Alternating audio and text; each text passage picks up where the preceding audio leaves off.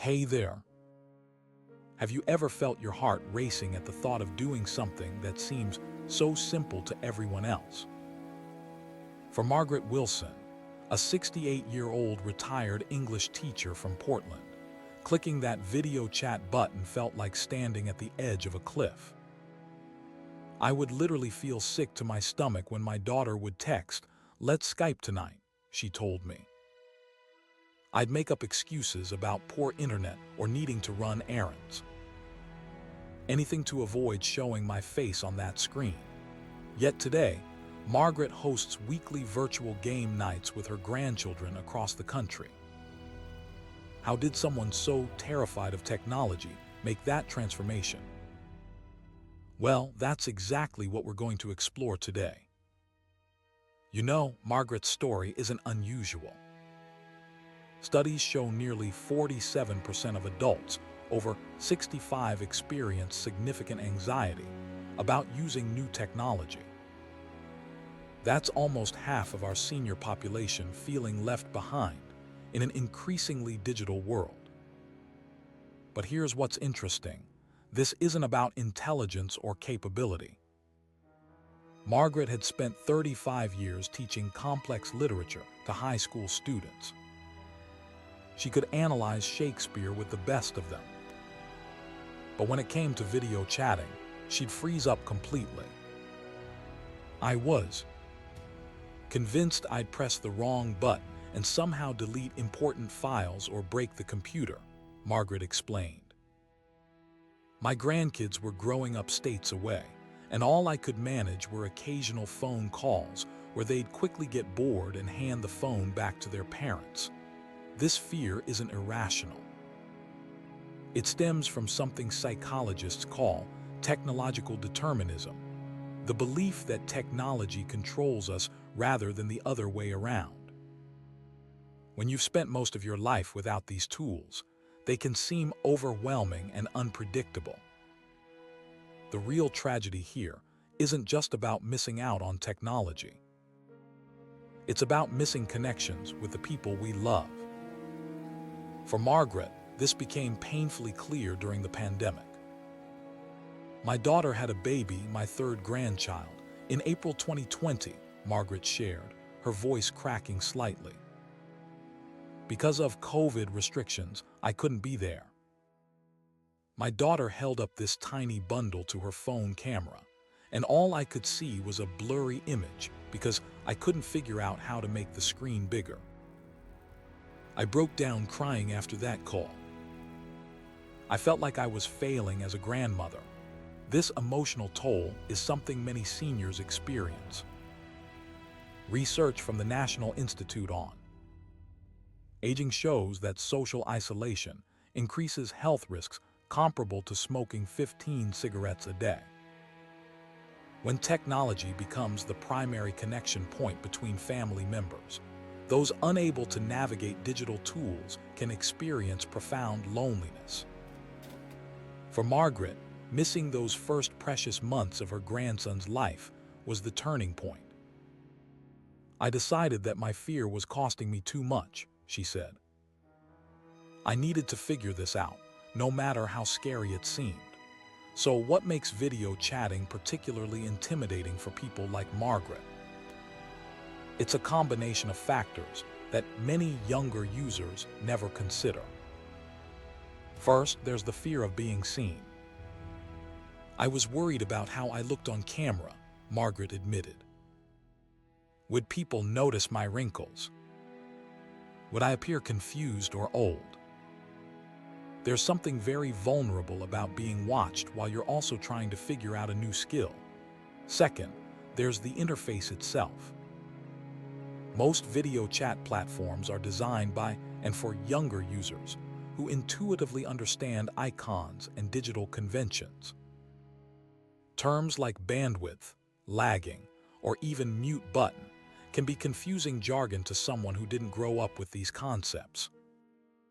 Third, there's the fear of making mistakes publicly. I was terrified I'd accidentally share something private or that I wouldn't be able to end the call, Margaret explained. It's embarrassing to feel incompetent, especially when your family is watching. And finally, there's the perfectionism that many in Margaret's generation carry with them. They grew up in an era where mistakes were often penalized rather than viewed as learning opportunities. This makes experimenting with new technology feel particularly risky. Margaret's journey toward overcoming her video chat anxiety didn't happen overnight, nor did it come from a standard tutorial. The breakthrough came from an unexpected source. My neighbor Ron, who's 72, stopped by one day and mentioned he'd been video chatting with his son in Australia every Sunday for years, Margaret recalled. I was shocked.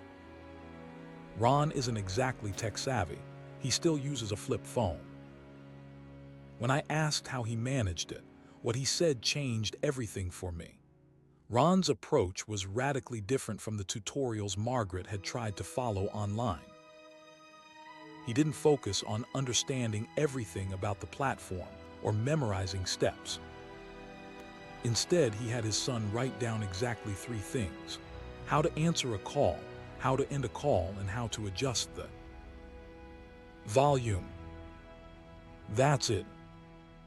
Just 3 essential functions written in plain language on an index card taped beside his computer. It was a revelation, Margaret said. I didn't need to understand everything. I just needed to know enough to connect with my family. This minimalist approach became Margaret's entry point. She asked her daughter to create a similar cheat sheet for her. No technical jargon, no comprehensive instructions, just the bare essentials needed to have a successful video call. With her index card in hand, Margaret began her journey with a simple agreement with her daughter: 5-minute video calls, 3 times a week. Short enough to be manageable, frequent enough to build confidence. Those first calls were still nerve-wracking, Margaret admitted. My hands would shake when I clicked to answer. But knowing I only had to last 5 minutes made it bearable. Each call became a small victory. Margaret would practice one new skill each time, adjusting her camera angle, figuring out how to use the chat function, or learning to share her screen. The key was breaking down the intimidating technology into tiny, manageable pieces. After about 2 weeks, something shifted, she said. I realized I was looking forward to the calls rather than dreading them. I wasn't thinking about the technology anymore. I was just excited to see my daughter's face. This gradual approach aligns perfectly with how our brains learn new skills. Neuroscience shows that short, repeated exposures create stronger neural pathways than marathon learning sessions. For anyone struggling with technology anxiety, this insight is crucial. You don't have to become an expert overnight. Consistent, brief practice sessions will actually get you further. 3 months into her video chat journey, Margaret experienced another breakthrough moment. Her 8-year-old granddaughter asked if they could read a book together over their video call. I was still pretty basic with my skills, Margaret laughed. But I knew how to position my camera so she could see the book pages. We started reading Charlotte's Web together, taking turns with different chapters. It became our special thing. This simple activity transformed how Margaret viewed video technology.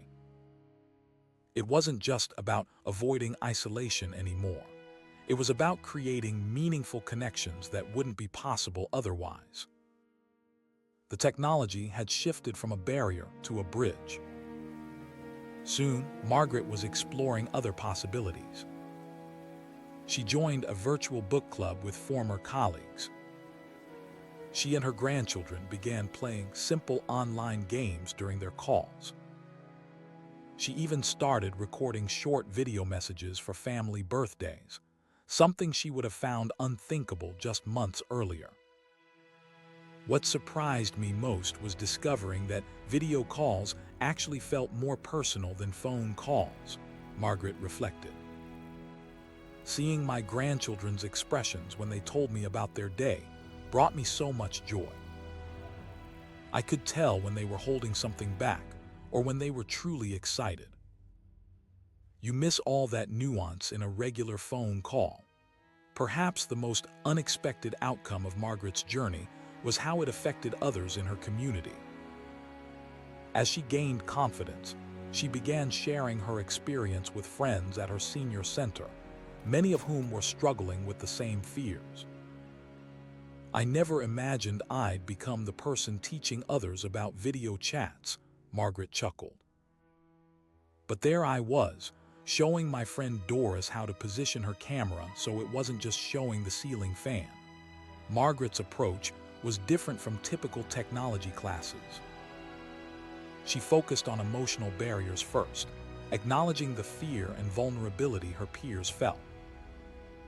Then she used her own index card method, identifying just the essential functions each person needed to accomplish their specific goals. One of my friends just wanted to see her new great-grandson in Chicago. She didn't need to know everything about the platform, just enough to make that connection happen, Margaret explained. When she saw that baby's face for the first time on her screen, she burst into tears. That moment made all my own struggles worthwhile. This peer-to-peer teaching proved remarkably effective. Research shows that seniors often learn technology skills more successfully from age peers than from younger instructors who may unconsciously use confusing jargon or move too quickly through instructions. As Margaret became more comfortable with video chatting, she discovered benefits that extended far beyond family connections. During the pandemic lockdowns, this technology became a lifeline in ways she hadn't anticipated. My doctor's office started offering telehealth appointments, she explained. Before, I would have been completely intimidated.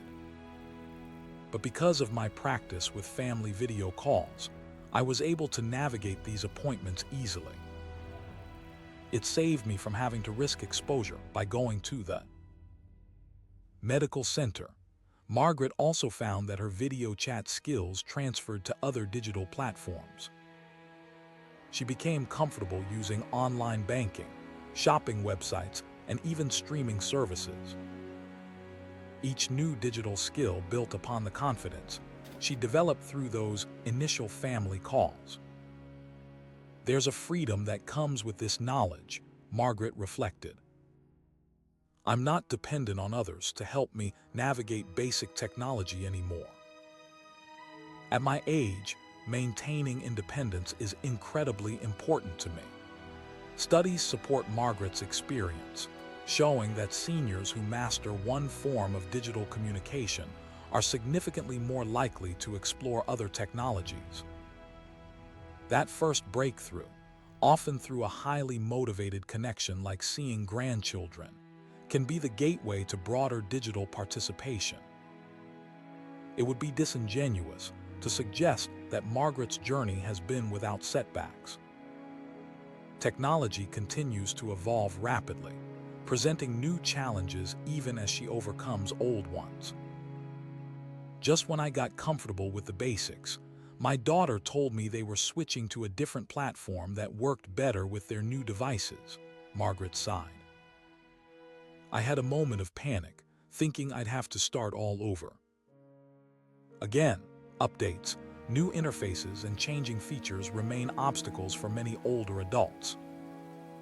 The digital landscape never stays still, which can be particularly frustrating for those who have worked hard to master a specific version of a tool.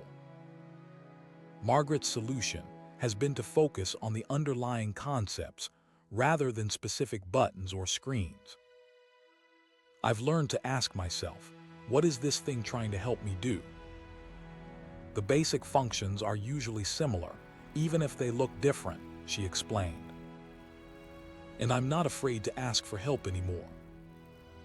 That's a big change from where I started. This resilience represents perhaps the most significant transformation in Margaret's relationship with technology. The fear has been replaced by a problem-solving mindset, an approach that serves well regardless of which specific platform or update comes next.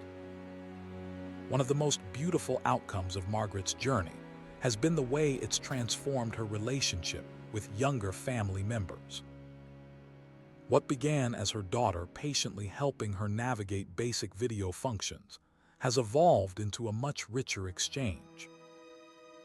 "My grandchildren think it's amazing that I want to learn about their digital world," Margaret smiled. "They've become my teachers in many ways.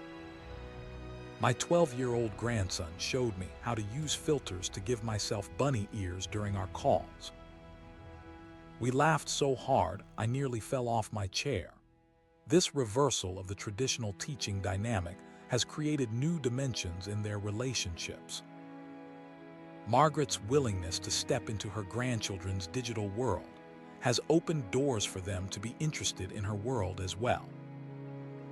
"Last week, my granddaughter asked me to show her how to knit during our video call," Margaret said proudly. "I set up the camera so she could see my hands working the needles. She followed along from her home, 300 miles away. It was magical, this perfect blend of my old-world skills and this new technology. Researchers call this reciprocal learning, and it's proving to be one of the most valuable aspects of bridging the digital divide between generations. When technology becomes a shared interest rather than a dividing line, it creates space for meaningful exchange that enriches both parties." Margaret's journey from tech-terrified to digitally confident didn't happen because she suddenly became a technology expert. It happened because her desire to connect with her family became stronger than her fear. "If I could go back and talk to myself a year ago, that nervous woman who made excuses to avoid video calls, I'd tell her she's capable of so much more than she realizes," Margaret reflected. "I'd tell her that on the other side of that fear is a world of connection that's worth every uncomfortable moment." For anyone watching who recognizes their own technology anxiety in Margaret's story, remember this: you don't need to understand everything about a platform to use it meaningfully. Start with the smallest possible step, even if that's just letting someone else set up the call while you simply appear on camera. Celebrate that victory, then take the next small step. The digital world can feel overwhelming at any age, but especially when you didn't grow up with these tools. Be patient with yourself. Use the index card method. Identify just the essential functions you need for your specific goals. Find a patient teacher, preferably someone who understands your anxiety without judgment. And perhaps most importantly, focus on the connection, not the technology. When you keep your loved ones' faces in mind as your motivation, the technical hurdles become challenges worth overcoming. If Margaret, who once unplugged her computer rather than figure out how to end a video call, can now host virtual game nights and reading sessions with her grandchildren, imagine what might be possible for you. The distance between you and your loved ones is just a few clicks away. And trust me, they're waiting to see your face.